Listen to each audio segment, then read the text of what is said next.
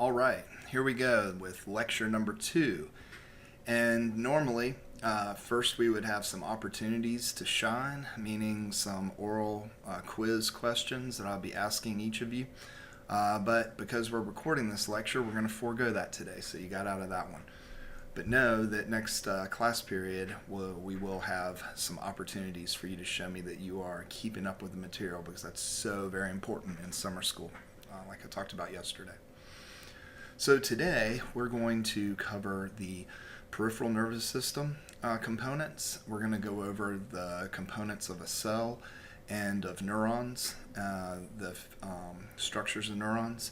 Talk about some different types of neurons, different types of glial cells, and then at the end we'll talk about plasticity or changes in the brain and what happens when you get damage to neurons, both peripherally and centrally.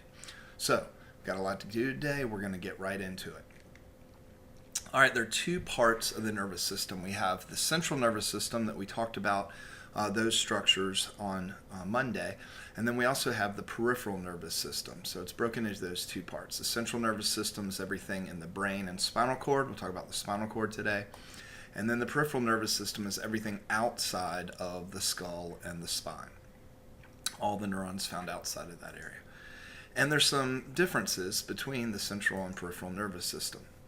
So this peripheral nervous system can be further broken down into different categories. The somatic system, which consists of your sensory nerves bringing information in, and your motor system taking information out. And so that's both voluntary and reflex involuntary types of movements as well. So think about somatic as having that S-O-M as in sensory and motor. Sort of put that S and M in somatic with sensory and motor is a good way to remember it. Then we have the autonomic system, which is under sort of automatic or non-cognitive control often. And this consists of all of the biological processes that we sort of don't have to think about, like breathing, heart rate, digestion, those sorts of things, arousal. So you can think about autonomic as kind of being an automatically controlled, don't say automatic, but autonomic is like automatic, right?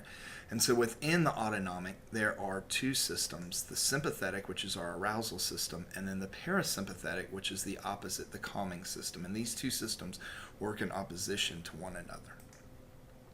All right. So as I mentioned, sympathetic and parasympathetic work in opposition to one another. The sympathetic system is our stimulation or arousal. You might have heard of fight or flight.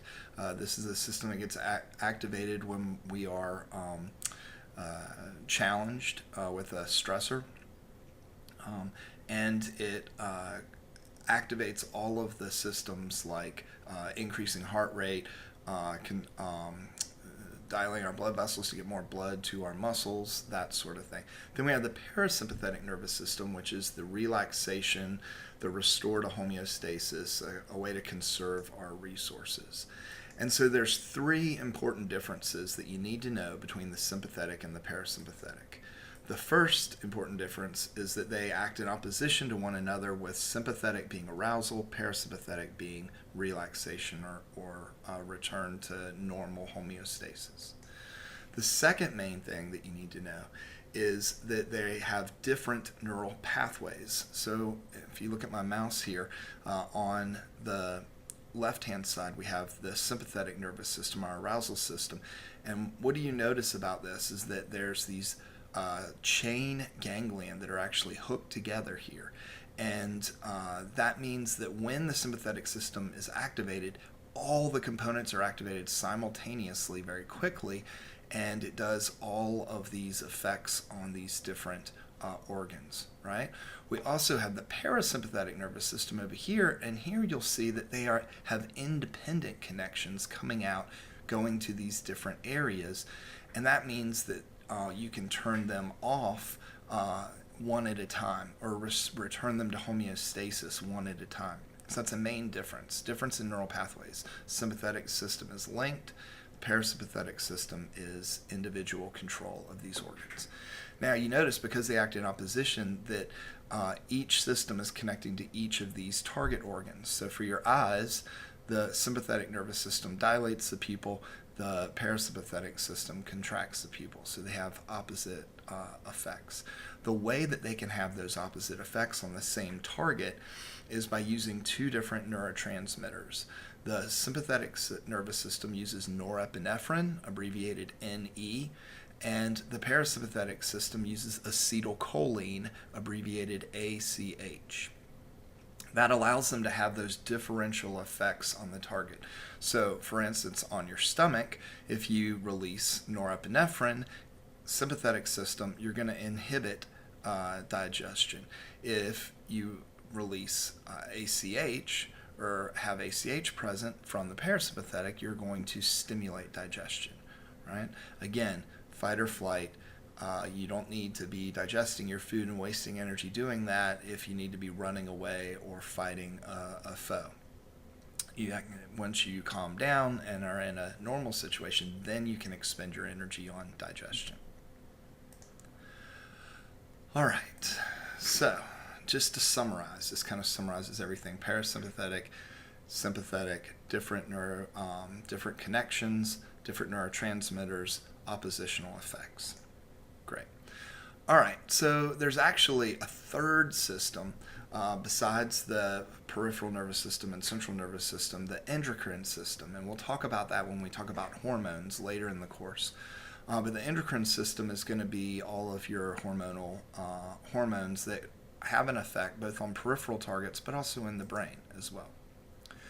All right, and then we see here that there's bidirectional arrows, right? So we have the peripheral nervous system talking to the central nervous system nervous system talking to the peripheral nervous system talks to the endocrine system, so does the central nervous system, and it then can act on the autonomic nervous system that has the sympathetic and parasympathetic areas, right? And then obviously our somatic sensory motor system is sending information into the central nervous system and receiving information back out. All right. So the spinal cord is a main highway to connect the central nervous system, our brain, with the peripheral nervous system, the rest of the body. And it's organized according to the names of the spinal bones, from cervical to thoracic to lumbar, sacral, sorry. And so there are 31 distinct bones in the spinal cord. So there's 31 entry points for nerves to come in or go out of the spine. Each of those 31 bundles of nerves, right, is named based on the bone that it enters or exits the spinal cord. So you have cervical 1, cervical 2, cervical 3, and so on. All right. Each of those cervical inputs and outputs goes to a particular region of the body that we're going to call a dermatome. So for instance, with C4, all the sensory nerves that come in the C4 entryway, so 1, 2, 3, 4 here, are coming from this patch of skin. Whoops, let me back up. Are coming from this patch of skin here, right? And all the motor nerves that are exiting C4 are going to control the muscles in that region of the body there. So you can see from our head all the way to our toes, where we get into the lumbar and sacral sections, that it's organized in this dermatopic map. All right, so the spinal cord consists of both gray matter, and sort of makes an H or a butterfly-like shape here in the center part, and then surrounding the gray matter is white matter. And so just like we talked about on Monday, gray matter is where we have synaptic connections and cell bodies. White matter is white because it's axons, because it's myelinated and it has and it contains axons. So these are the pathways. In the center, we have the central canal, which has cerebral spinal fluid flowing through it. The dorsal part is going to be your back, right? Dorsal is the back part. Ventral is going to be towards your stomach. Right? All right. So as I mentioned, we have these entry and exit points for nerves to come in and go out of the spinal cord. The nerves coming in are the sensory nerves coming in, and they go through the dorsal pathway through this thing called the dorsal root ganglia.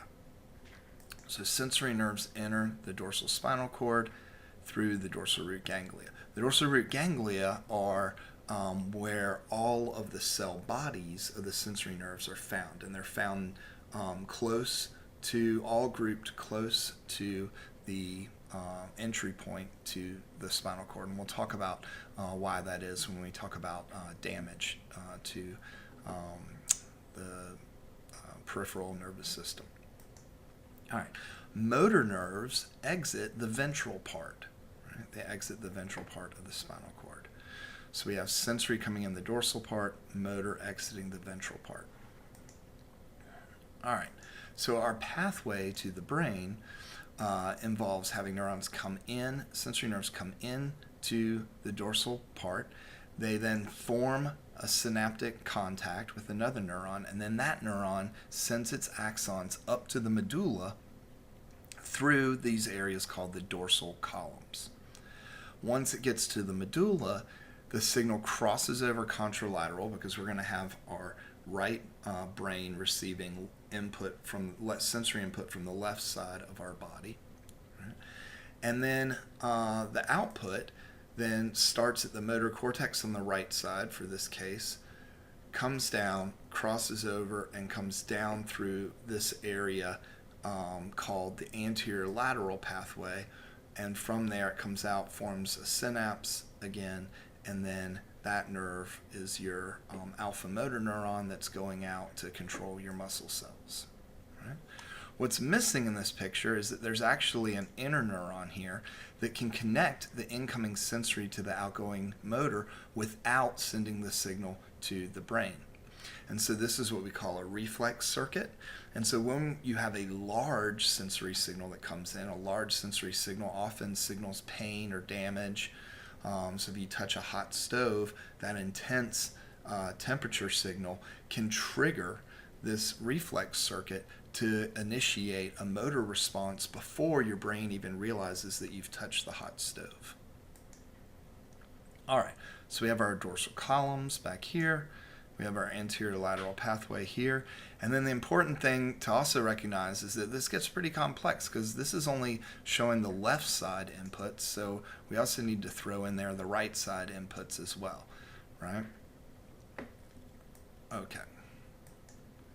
So now we're going to talk a little bit about energy supply to the brain and the cardiovascular supply. So the brain only weighs about 2% of your body.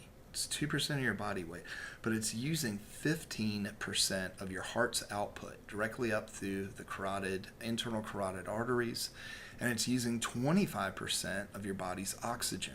So it needs a lot of energy, and we'll talk about why it needs so much energy tomorrow when we talk about neural signaling. When you have a condition of anoxia, no oxygen, that's very dangerous, and that's when we start to have no neural signaling. So we need that oxygen. We need oxygen and glucose to make energy for our neurons to be able to fire and send the electrical signals to communicate and keep us functioning. Once we've used all the available oxygen in the blood up, you get anoxia. Within 6 to 10 seconds of this anoxia condition, people lose consciousness. And after about 20 seconds, if you continue not to have any oxygen, then you start to lose electrical activity in neurons. Neurons stop firing action potentials. And then within 2 to 3 minutes, you can actually have neurons start to die, and you get irreversible brain damage. And so that's when neurons die in the central nervous system, they can't be replaced. This is why CPR, it's so important to start CPR as soon as possible if somebody stops, has a heart attack and their heart stops beating, or if they stop breathing. because we need to keep pumping that oxygenated blood to their brain and keep that supply of oxygen going to their brain. So there are some things that can affect these times. So you've probably heard stories about people that were submerged in water for long periods of time, maybe 20 minutes, and they were able to be pulled out and revived and resuscitated, and they ended up pretty much okay. Almost all of those stories of people that survive drownings like that tend to happen in really cold water. People get trapped under ice, that sort of thing. People that drowned in warm water typically aren't able to be resuscitated, and this is because temperature slows down our neurons' metabolic rate, slows down their energy needs, their need for energy. Therefore, the oxygen that's in the blood supply can last a lot longer in extremely cold temperatures. And in fact, physicians, emergency room, and EMS response teams have begun to use this fact that temperature can slow down brain metabolic rates to help prevent damage in the brain when someone's having a stroke. And we'll talk about how they do that a little bit later this week when we talk about stroke. All right, so the blood supply to the brain is very critical, and there's three major major arteries supplying the blood, or three major regions of cerebral artery blood supply. We have two sources of incoming blood. We have the carotid artery here, and then we have the vertebral artery here. The carotid artery is the main input. If you don't have blood or oxygen going to the brain, you can have a stroke. That's what we call damage because of a lack of the ability to produce energy. This can be caused when something blocks a blood vessel, like a plaque or a piece of fat or cholesterol could block, or a blood clot could block part of a blood vessel and prevent blood from getting to a particular part of the brain, and therefore that part of the brain won't have oxygen and glucose and will run out of energy and have a stroke. You can also have this if you rupture a blood vessel. And it turns out that blood is actually toxic to CNS neurons. And so we have to separate the blood from the central nervous supply with a thing called the blood-brain barrier. All right, so we have this tight epithelial barrier between the blood and the central nervous system, and we don't want to rupture that, or else it could cause a stroke and be damaging. And then, as I mentioned, three major arteries. We have the anterior cerebral artery that supplies the medial and anterior parts of the brain, the middle cerebral artery in pink here, which is supplying the lateral parts of the frontal lobe, temporal lobe, and parietal lobe. And then we have the posterior cerebral artery, which is supplying the occipital lobe and the bottom part here of the temporal lobe, shown in yellow. All right, so a little bit more about this blood-brain barrier. So it's a tight barrier that doesn't let blood molecules pass or out, but it does allow for nutrients to come in and out, both in exchange of oxygen and carbon dioxide as a waste product, glucose, amino acids, other fat-soluble molecules, for instance, that we'll talk about on Thursday that you need to make neurotransmitters that we get from our diet can cross through this blood-brain barrier. The blood-brain barrier not only separates the blood from the brain, but it also provides a protective mechanism so that toxins or antigens that might be circulating in our blood supply don't have ready access to damage central nervous system neurons that can't be reproduced. Right? This isn't always the case that it's protective. In some cases, like in the herpes virus, for instance, the herpes virus can actually cross the blood-brain barrier. And unfortunately, the drugs and medications that we have to treat the herpes virus cannot cross the blood-brain barrier. So an individual that contracts the herpes virus can treat the symptoms, can treat the herpes virus if it is out in the peripheral body, but it can't cure herpes or can't rid the body of herpes because it can't cross into the central nervous system. So the virus can sort of reside there, and anytime it comes out into the periphery, it can be killed by these drugs, and so you don't see the peripheral symptoms of it, but you're not eliminating it.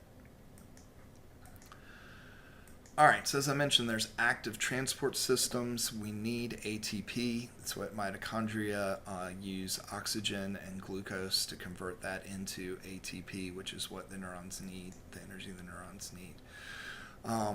When you have a condition where you're not able to use glucose, like diabetes, then you can have similar negative effects like anoxia. Okay, so we need both glucose and oxygen. Typically, we have a big glucose reservoir. We're never really, you can go long periods of time without eating because our body stores glucose and can release it. We don't have a reservoir like that for oxygen. We just have our lungs, and that runs out within a couple of minutes. So when we have something like diabetes, we can have, if the glucose levels get too low, you can have someone go into a diabetic coma, right? And very similar to anoxia, right? There's also a condition called Korsakoff syndrome that some of you may have heard of that's found in chronic alcoholics. And so chronic alcoholics that are consuming large quantities of alcohol for long periods of time, the alcohol interferes with the body's ability to absorb vitamin B1, thiamine. And vitamin B1 is necessary to transport glucose across the blood-brain barrier. So if we don't have enough vitamin B1, we're not able to effectively transport glucose across the blood-brain barrier, and therefore you can have sort of mini strokes that occur as areas of the brain run out of their energy needs. And this is what happens in Korsakoff syndrome. All right. Moving on to the fluid. So we don't have blood in the central nervous system, but as we saw in our first and second neuroanatomy lessons, we do have fluid in the brain circulating through the ventricle system, and it's called cerebral spinal fluid. So cerebral spinal fluid is unfiltered blood generated by the choroid plexus that resides in the lateral ventricles. And we have this for a couple of reasons. One, it adds buoyancy to the brain, so it helps the brain sort of float and not weigh as much. Just like when you jump in a pool of water, you no longer have the same gravity, the same weight. And so the brain, when it's floating, also in there, it helps the fact that there isn't structure in the brain. It also acts as a supporting cushion, and that's both internally to prevent collapse of the brain because there are no bones in the brain, right? So there's pressure of CSF in those ventricles that helps the brain maintain its form and shape. And then there's also CSF in between the brain and the skull. And so I can go like this with my head, and my brain's not rattling and hitting my skull because CSF is in there sort of providing a cushion. Now, if I hit my forehead on a windshield in a car accident because I'm not wearing a seatbelt, then you can definitely exceed the ability of CSF to be able to cushion the brain and result in closed head injury, which we'll talk about this week. All right, so we talked about internally it prevents collapse. What's a little bit crazy about CSF is that we don't really have good data on its exact functional role beyond the fact that it provides this cushion and adds buoyancy. Now we think that it acts as a supply mechanism to sort of get nutrients to different areas of the brain and to remove waste products out of the brain. One of the reasons that we think it has this functionality is that it's not stagnant. It turns over 3 times a day. So you're actually generating about half a liter of CSF per day. Now, your brain only holds about 150 milliliters of fluid in your ventricle system, and it's producing 500 milliliters every day. So if you were to block the flow of that CSF through the ventricles, then pressure would build up very rapidly, and this is a condition that we call hydrocephalus. So let's look at the ventricles here. We have a couple different views. Here's a side view up here on the left. On the right, we see a front view. So here we see the lateral ventricles, which flow into the third ventricle, which flows through the cerebral aqueduct to the fourth ventricle. Again, on the side, we have the lateral ventricles, left and right. They come in to the third ventricle here in the middle of the brain, and then it comes through the cerebral aqueduct down into the fourth ventricle.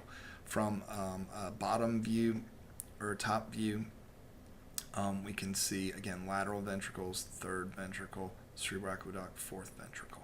The flow is from the choroid plexus in the lateral and third ventricles. So it goes from the lateral into the third, down through the cerebral aqueduct, into the fourth ventricle, down through the central canal, the spinal cord, and out and around the cerebellum and the brain to provide that external cushion.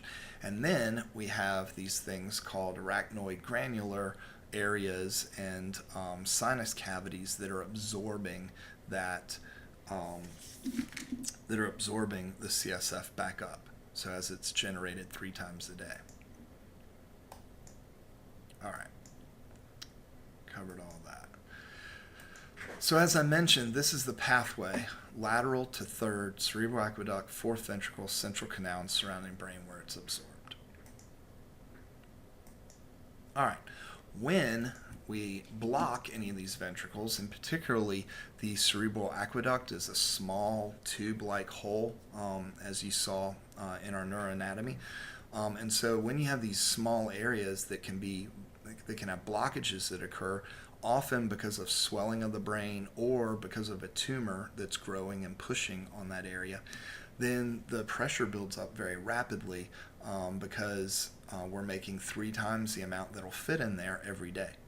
And so as pressure builds up, it pushes on the neurons, and when it pushes on the neurons, they can't function anymore.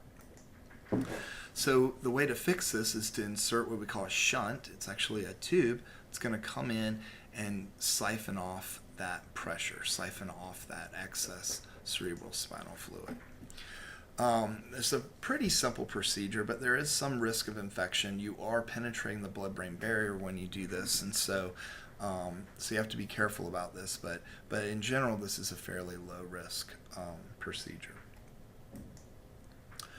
All right, so now we get to start talking about neurons, and we're going to start out with a little bit of history and just mention that it was Ramon E. Cayel, a Spanish neuroscientist in the 1800s, that was the first person to propose that neurons weren't all interconnected, that there were actually little spaces that he called synapses in between each neuron. And really, Ramon E. Cayel's work was really phenomenal and fundamental to neuroscience, so much so we call it the neuron doctrine, the fact that neurons are connected through synapses to one another, separate from one another with a synapse. And he did this work often by candlelight with a microscope and was able to draw these intricate pathways. Here we see Purkinje cells in the cerebellum of a pigeon. And he was able to see that there were these gaps and that there were these spines and these synaptic connections between these neurons. All right, so the neuron is a major cell of the nervous system. I hope everybody's hanging in there. If you need to pause this or something, that's fine, and you can come right back to it. But we're going to keep going from peripheral nervous system into talking about neurons. The neuron's a cell of the nervous system. The somatic nervous system, sensory motor nerves are made of neurons. The autonomic nervous system is made of neurons. The brain is just a mass of millions of connected neurons. And all these neurons share common components, but they often are specialized to do their particular job. So we're going to talk about these 4 common shared components and what their roles are. Very important distinction between neurons in the central and peripheral nervous system. Peripheral nervous system neurons, as we mentioned, can regenerate their axons if they're damaged. They can regrow and repair. We'll talk more about that at the end of this lecture. Central nervous system neurons, as we've mentioned, cannot. So when they become damaged, that damage does become permanent. There's some other cells in the nervous system, some support cells, what we traditionally have thought of as support cells, called glial cells, glia cells. This is the Greek word for glue because for a long time we thought that they basically held the brain together, and they do. But now we know that glial cells actually can play an active role in releasing neurotransmitters and regulating neurotransmitter levels, and they may be a more important signaling, have a signaling function and not just a structural function. All right.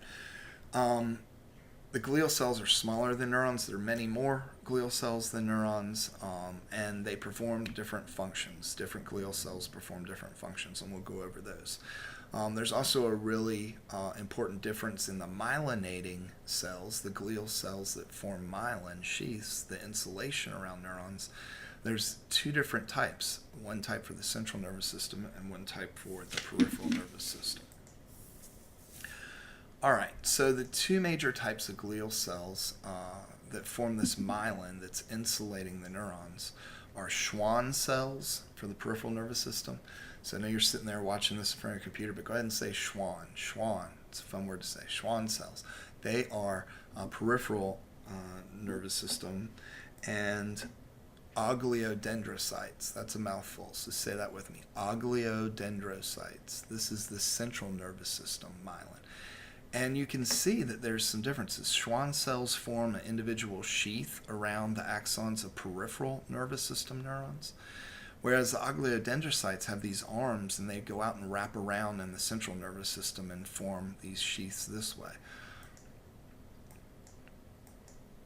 So, and this helps provide the structure because, like we said, there aren't any bones in the brain. So how do we sort of hold everything in place? Why do we call glial cells glue? Because structurally, they're helping hold all these neurons in place in the central nervous system. The Schwann cells, on the other hand, form single sheaths wrapped around these axons. And you think about most of that axons in the peripheral nervous system are basically like wires. We're trying to send information from our skin into the brain for our sensory input, or from the spinal cord out to our muscles as wires for the motor system. And so they very much function in an insulating wire-like formation, whereas in the central nervous system we have all different kinds of connections that are processing information and communicating with different parts of the brain, and so it's a very different type of function there. We also have some specialized glial cells like astrocytes and microglial. Astrocytes can have developmental impact that we'll talk about on Friday. They also help remove waste. So glial cells help absorb neurotransmitters and that have been released from neurons and are no longer needed in the synapse. They can also help remove debris or other waste products. Microglial are very, very small, as the name suggests, micro, and they really respond to brain damage, and astrocytes do as well. And they, so when an area of the brain becomes damaged, which can't be reproduced or replaced, right? These glial cells, microglial and astroglial, migrate to that area to scavenge and remove the dead neurons and the debris, and then they sort of stay there. And this can create a scar, some scar tissue, which also becomes sort of a physical barrier to any regrowth of axons that may want to happen. And that may be one thing that prevents cell regeneration or reconnectivity within the central nervous system. All right, so moving into the components of a neural cell. So first, just to talk about cells in general. Cells contain common components, but they're also specialized with particular features. You might have heard that humans are 80% water. And this is actually true, but we're not a puddle laying on the floor, right? And so we have to have cell membranes that keep the water in, right? And a skeletal system that we attach muscles and tissues to, so that we have this shape and we're not just a squishy puddle on the floor.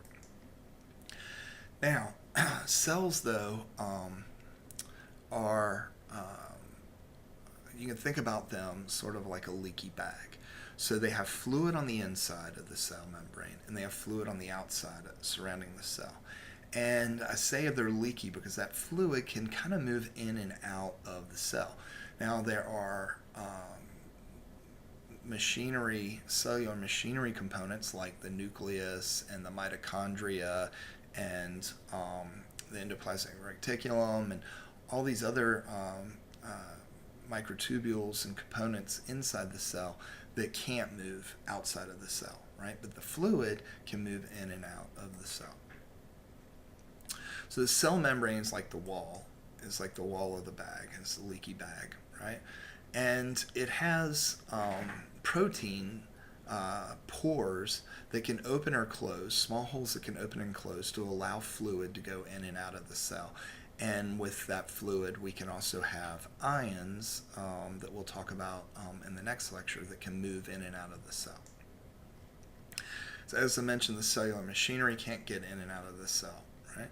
So some of that cellular machinery that I mentioned, the nucleus, which contains our DNA, the blueprints for everything in our body, the Golgi apparatus, the endoplasmic reticulum is a storage mechanism, and the mitochondria that we talked about that takes oxygen and glucose and makes ATP, sort of our powerhouse. So if we go through some of these components, each neuron is like a mini factory. It contains everything it needs to survive and function. The nucleus has the DNA, contains all the blueprints for our activities. We'll talk about genetics on Friday. Mitochondria is the powerhouse. It produces ATP from oxygen and glucose. Ribosomes are making the proteins and making chemicals. They read the blueprints from the nucleus in order to create things like neurotransmitters or these pores that can cross the cell membrane. The endoplasmic reticulum is a storage and transport system. It can store things like calcium ions. Calcium ions are important for neurotransmitter release, and we'll see that in several different capacities as we go on through these different systems in this course. The Golgi complex packages the neurotransmitters that are made by the ribosomes into bubbles called vesicles, and then they can be transported by microtubules from the nucleus out down the axons to the synaptic terminals where they can then be released. Finally, we have enzymes that help keep everything cleaned up called lysosomes that are in there as well. And again, all this stuff stays within the neuron. All right, so here's my fancy drawing of a cell. So it's my leaky bag, the cell membrane, right? The cellular components, everything on that last slide, is stuck inside the cell. Also inside the cell is fluid, and that fluid we call cytoplasm, or sometimes we'll refer to it as intracellular fluid, meaning it's inside the cell. You might guess that outside the cell is extracellular fluid, right? So when the fluid's inside the cell, we call it cytoplasm or intracellular fluid. Outside the cell, it's extracellular fluid. So if we were to take a piece of my fancy cell membrane here and to blow it up and actually look at what it is, we would see that it's actually what we call a lipid bilayer. It's two layers of lipids or fat molecules. And these fat molecules have hydrophilic heads here and hydrophobic tails here. So hydrophilic, what does that mean? Hydro is water, philic is loving. That means that this part of the fat molecule likes water. So it's attracted to the extracellular fluid on the outside and the intracellular fluid on the inside.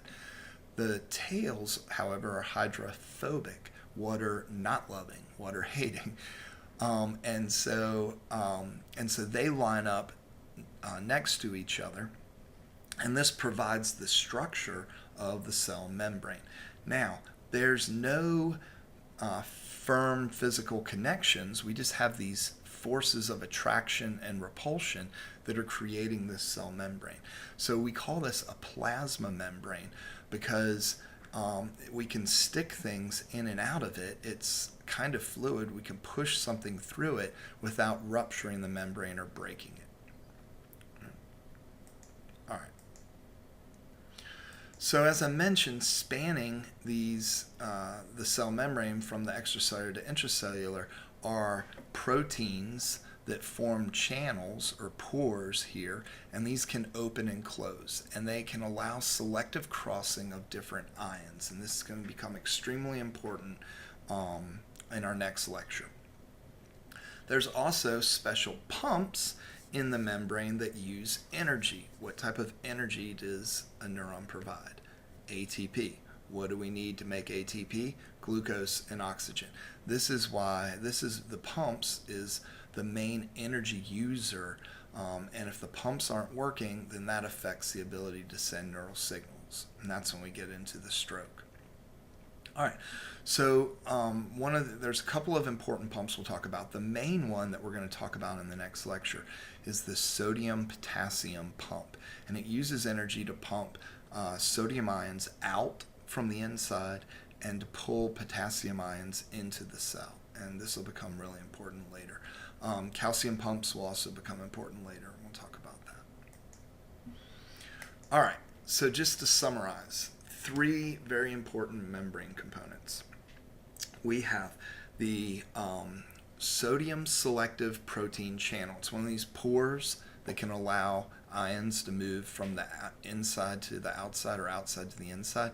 And there's 2 things that make this selective.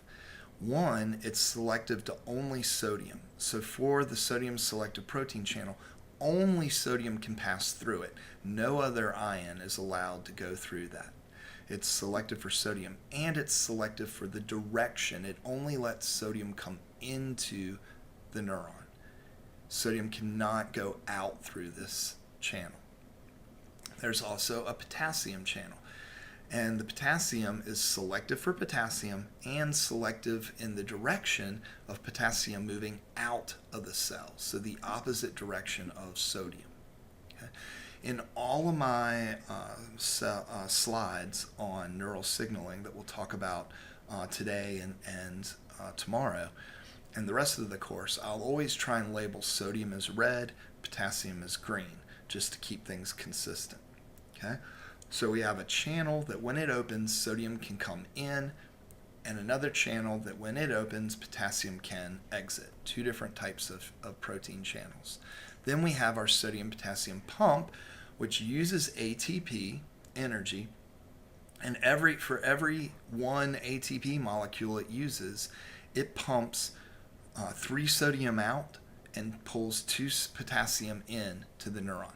So you'll notice that this pump, and it's sort of continually running as long as we have enough ATP. And if we run out of ATP, the pump stops, and that's when we start to impact our ability to send electrical signals.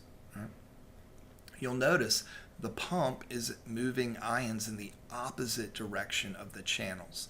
So when this channel opens and lets some sodium come in, the pump is then going to pump that sodium back out. And when potassium channel opens and potassium leaves, the pump is going to pump the potassium back in, sort of maintaining homeostasis. All right. It's been a good 45 minutes. We're going to take our break, right? And so we're going to have a jammin' minute for you. You can jump up and act like a fool in the library or in your dorm room or wherever you're watching this. Or you can just take a breather and then get back to it. So I'll see you in a minute. You could be a master, don't wait for luck. Dedicate yourself and you go find yourself. Standing in the Hall of Fame. Yeah. And the world's gonna know your name. Yeah. 'Cause you burn with the first flame.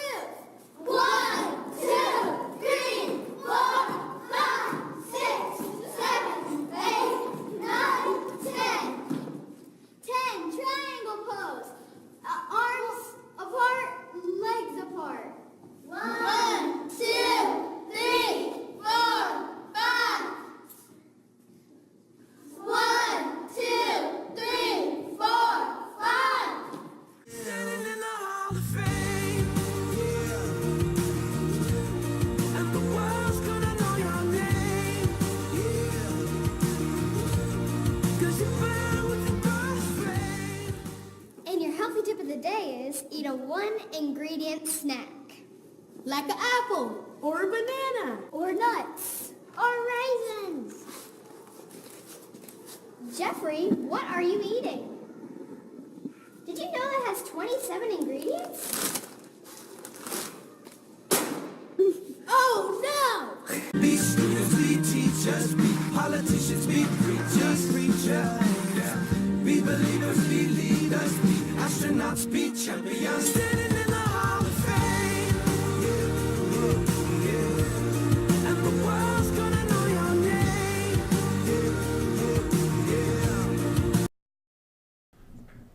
Okay, we're back. I hope you enjoyed that Jammin' Minute, that you're refreshed. Hang in there. We're over halfway through this lecture. We're going to wrap up talking about the components and functions of a neuron. And then we're going to talk a little bit about what happens with plasticity and damage in neurons. Okay, so if you remember, I said that all neurons share common components, and that's sort of a generality, but it's going to be okay for to talk that way for this course. So all neurons are going to share these common components, and each component has a specialized function for the neuron. It does a particular function. So we're going to go through these four major components now, and we're going to use an example of a motor neuron. So this is a peripheral motor neuron here. And the first component that we're going to talk about are dendrites. Dendrites are the input to a neuron. So a neurotransmitter chemical signal is going to bind to the dendrites and provide input, and then the dendrites are going to send that input to the soma, or the cell body, and the job of the soma and the cell body is to process that input. And it has to make a decision: is the input enough to cause that neuron to send an output, or is it not enough to send an output? So connecting the soma to the axon is a special junction called the axon hillock that we'll talk more about tomorrow. And that is the start of the axon. The axon is the third major shared component, and it's the output. So if the soma decides, yes, there's enough input from the dendrites to send a signal, it will then send an action potential down the axon. Remember, the axon is going to be myelinated by glial cells. This being a peripheral motor system neuron, you see that these are Schwann cells. However, if we were looking at a neuron in the central nervous system, that would be oligodendrocytes that are providing that myelin sheath, the insulation. And then the fourth major component is the axon terminal. Here's where the output gets released onto the target. In this case, the target's a muscle fiber because we're in a peripheral motor system neuron. And it's going to be releasing a neurotransmitter onto its target at the axon terminal.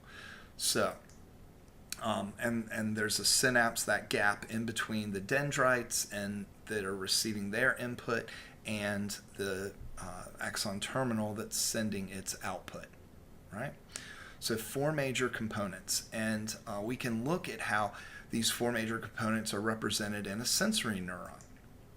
So here we see our motor neuron up here that we just walked through. Down here we see a sensory neuron coming from the skin on the right over to the spinal cord, where it's going to synapse with that neuron that's going to travel up the dorsal columns of the spinal cord, sending sensory input in. So let's look at this. Here we have dendrites in the skin that are receiving input from receptors in the skin. That input is then sent to the soma for processing. The soma is then going to send its output through the axon that's myelinated to axon terminals. Now, what is the major job of a motor neuron? It's to decide, am I getting a big enough signal from the brain that I should cause this muscle fiber to contract, right? So we have a lot of inputs, decision making, and then the output to cause the muscle fiber to contract. What is the major job of a sensory neuron? It's to send information from our sensory organs, our skin, into the brain and let the brain decide what's going on there. So it's much more like a wire and less like a processing. We don't really want sensory neurons to make decisions on whether or not they should send the signal to the brain. We want to get the sensory input to the brain and allow the brain to make a decision about what to do about that. So you can see that these are specialized, that from the dendrites to the axon terminal, it's much more like a wire. The soma is kind of marginalized. It's out here on the side. It still contains the nucleus and the mitochondria and the ribosomes and all that machinery. But it's not really making a decision on that signal. The signal kind of passes by the soma through the axon to the axon terminal because we don't really want this neuron making decisions for us. Right? So this is why I was saying that every neuron has these four components: dendrites, soma, axon, axon terminal, but they may be specialized for a particular function, like a sensory neuron that wants to function like a wire with little processing, marginalizing the role of the soma, compared to a motor neuron that's going to have lots of input, making a decision, and then sending its output. So you can look at different types of neurons, and by their appearance, sometimes you can tell what their jobs are. So a unipolar neuron is what we would call that sensory incoming somatosensory neuron, because it's basically like a wire. It's basically one pole. It just is a wire. The soma is marginalized over here. A bipolar neuron is going to have one input and one output, right? So we can have other neurons like a multipolar neuron that's receiving inputs from lots of places. So this is called a pyramidal cell. It's called a pyramidal cell because the soma is shaped like a pyramid. And it's getting input from layers of cells above it and beside it, making a decision, and then it sends a singular output out this long axon, and often is sending that signal a long distance in the central nervous system. You can have interneurons that are making decisions within a small area. So again, lots of input, decision making, and then it has lots of different outputs to send that signal to nearby neurons, right? We saw this Purkinje cell over here in Ramoni Kayel's drawing of the cerebellum. It's located in the cerebellum. If you were to say, what is the job of this Purkinje cell? Well, what does it have a lot of? It has a lot of dendrites. It has one output. And so this is receiving a lot of input, making a decision, and sending a single output somewhere, right? So just by looking at these the structure of these particular neurons and knowing what each of these four areas does, each of these four components does, we can begin to understand its specialized function. Okay, so you should be able to look at these different neurons and based on their structure, be able to tell what that neuron is specialized to do.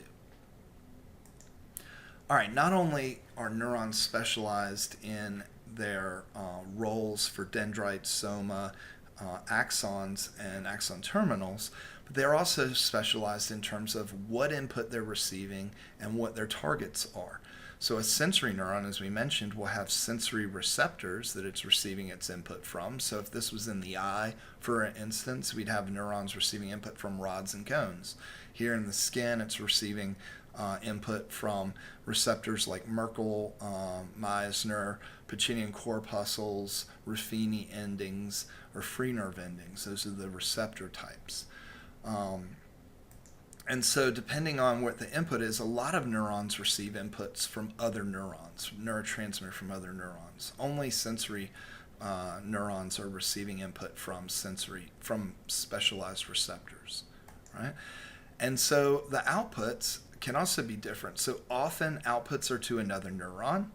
In the case of the sensory neuron, we're going to send output to that neuron in the spinal cord, gray matter, which is going to send its axon signal up the spinal cord to the brain through the dorsal column.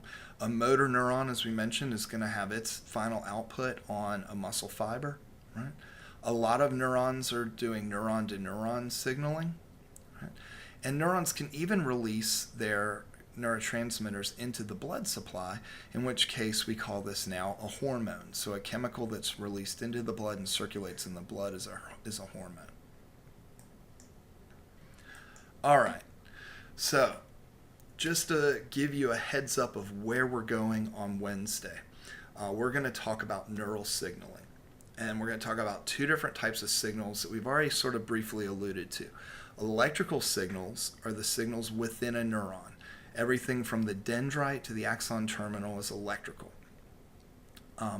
This is traveling long distances, and so it's helpful to be fast and efficient.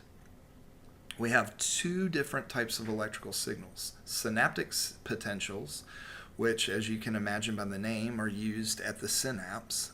And so when we talk about the neurotransmitter giving a signal to the dendrites, that's a synaptic potential that's occurring there. And we'll talk a lot about this tomorrow. And then we have action potentials that we mentioned that travel through the axons. So put those A's together, action potential and axon. And these are the outputs of neurons. Again, electrical signals along the axon. And as I mentioned, the soma's job is to decide to send a signal or not send a signal. And we call this the all or none principle. You either send an action potential or you don't, based on the synaptic potentials, the input. Then we have chemical signals. Now, chemical signals are the neurotransmitters that are released from the output, the axon terminal of one neuron, to the dendrites or input of the next neuron. That synapse is very, very, very small, tiny distance that it has to travel. So even though it's slower to release the signal, the chemical signal to the next neuron, it doesn't have to go very far, and so it doesn't slow down the whole process of neural signaling very much. The reason we want to use chemical signals, neurotransmitters, instead of just having an electrical signal from one neuron to another, is that the neurotransmitters can do different things. They can be selective. So we already talked about this when we talked about the autonomic nervous system today. Remember? We talked about the sympathetic and parasympathetic system both synapsing on, for instance, your eyeball. If they were using electrical signals, how would the eye know that the electrical signal was coming from the sympathetic system or from the parasympathetic? Because it's just electricity. There's no way to tell which is which. But since it's a chemical signal, the eye can know that, hey, when norepinephrine's released, that's going to cause me to constrict. When acetylcholine from the parasympathetic system is released, it's going to cause me to dilate. So this is what we mean when we say neurotransmitters can be selective. Okay, we're going to switch gears a little bit and talk a little bit about some neurological disorders. I'm going to try and mix these in throughout the course so that you can see some of the applications, like why do I need to know this stuff? Why do I need to know that Schwann cells are in the peripheral nervous system and oligodendrocytes are in the brain? What's important about that? Well, it has an impact on the ability to regenerate and recover from damage. So we're going to talk a little bit about that now, and then we'll be done. All right. So while I said that you can't have regeneration or recovery from damage in the brain, it doesn't mean that the brain is static and that it can't change its connectivity. In fact, the brain is very plastic and can change its connectivity. And what changes that connectivity the most is experience or lack of experience. So here we have an owl monkey, and we can go in and map out in that homunculus that we talked about yesterday in the somatosensory cortex areas that are receiving right here input from each of the 5 digits. And so we can map that out. And if we put an electrode here, then stimulate the 5th digit, it gets active. But if we move the electrode over to here now, and sorry, I couldn't see that around my camera, then that's going to stimulate be stimulated by the 4th digit, and so on, 3, 2, 1. Now, in this particular task, the monkey had to discriminate between different tactile stimuli on his 2nd and 3rd digit, and sometimes his 4th, but never on his 1st or 5th. And he got rewarded by correctly identifying these different textures on his fingers, and they did this over and over and over again for many, many months. Then they went back in and measured, okay, what parts of the cortex are now responding to those. And what we see after this differential stimulation is that the areas that were having to make these decisions and being rewarded for making correct decisions expanded their processing capacity. So the areas of the brain receiving input for 2, 3, and 4 got bigger. And what happened to 1 and 5? Well, they got smaller because we only have a certain amount of area, and if you take area and make it devoted to one thing, then you're taking it away from its adjacent partner. All right, we can see this also in things like musicians and non-musicians. And so there's areas of the brain that are specialized for processing music and processing tones. And the amount of time that you practice then can, just like with the monkey, affect those brain areas. And so we see that professional keyboard players have bigger areas devoted to motor control of their fingers and to processing of music and reading music than amateur players. And amateur players have bigger areas than people who have never played. Right? So again, this homunculus, the area for the hands, because keyboardists are using a lot of experience with their hands, this area actually expands and becomes bigger, but it takes away from its adjacent partners. Right? In the process of practicing and expanding those areas, you can have where you start to have overlap, right? So we don't just have separation between 1, 2, 3, 4, and 5, but as we go from this to this, right, sometimes these areas can encroach upon each other. And when that happens, that can produce pain sensations, and it can also, if it's happening in motor cortex, produce cramping or paralysis. And this is called focal hand dystonia, and sometimes a problem that people have, professional musicians, as the brain is changing to accommodate that experience that they're, all the practice experience that they're accumulating. All right, so not only can you change the structure of the brain through increased activity, through increased experience, but when you have lack of use or decreased experience, you also can have changes. So here in this case, we go in and we again measure all the digits in a monkey's hand, and then if we amputate the third digit, we've eliminated now any sensory input coming into that area of the cortex. So what happens to that area of the cortex? Well, it doesn't just die. It doesn't have a stroke. It doesn't just shrivel up and go away. What happens if we then remap it is that the adjacent areas, digit 2 and 4, come in and take over what used to be 3, right? So this area here used to be 3, but now digit 2 and digit 4 have expanded into that to take over that area of cortex, right?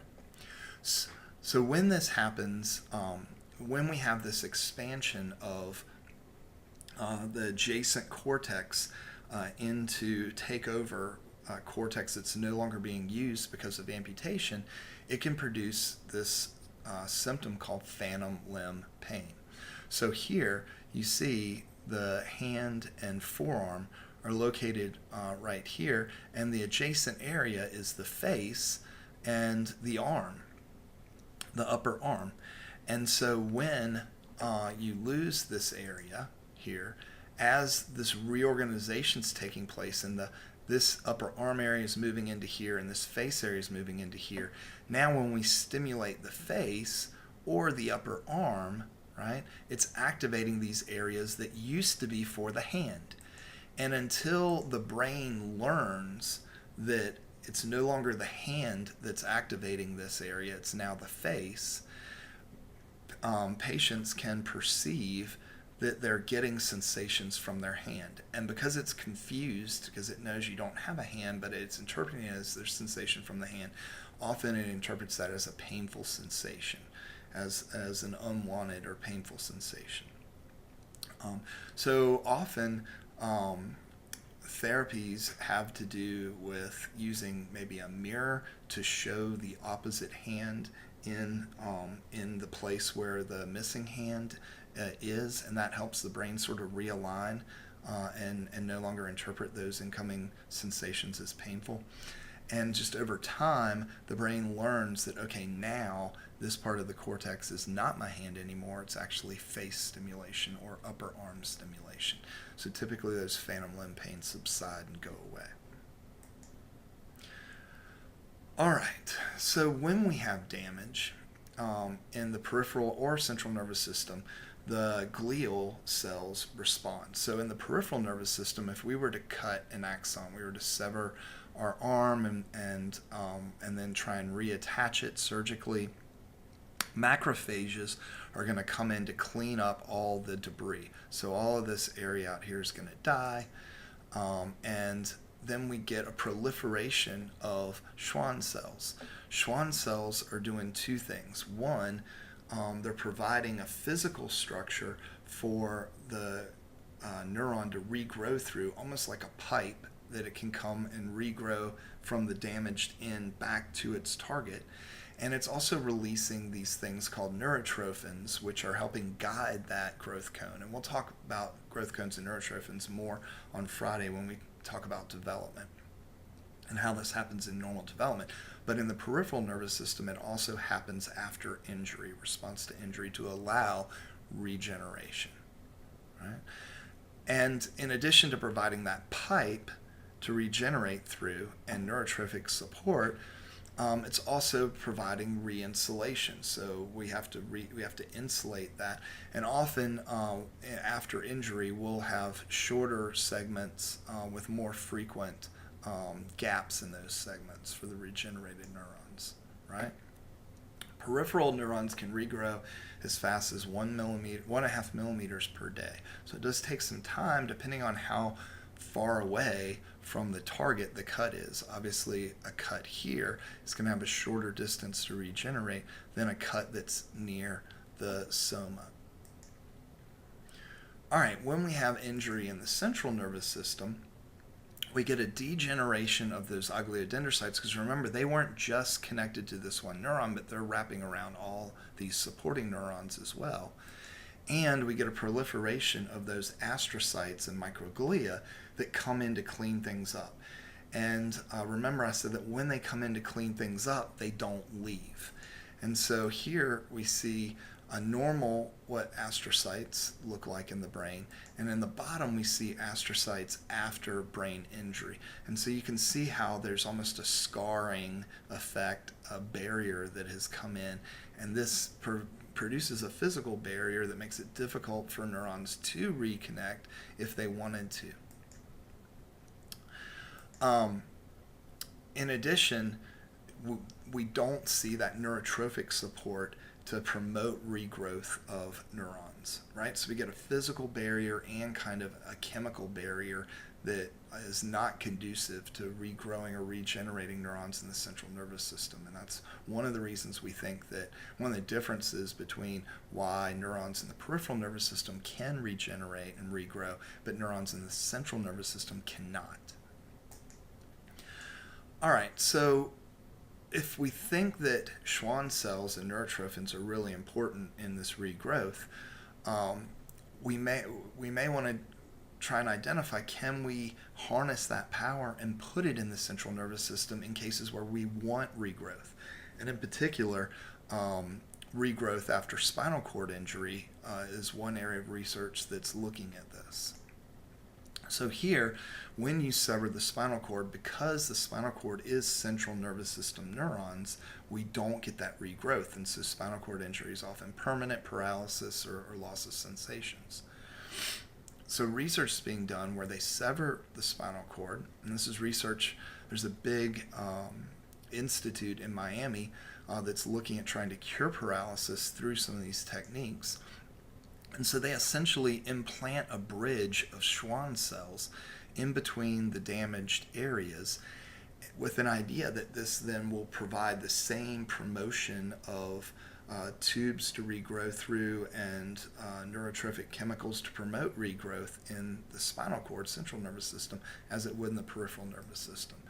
And it turns out in the research that they've done, 6 weeks later, if they inject a tracer in the lower neck and then they look at cells below the cut, they can see that tracer in some of the cell bodies, which means that this cell has regrown up into this area where they injected the tracer.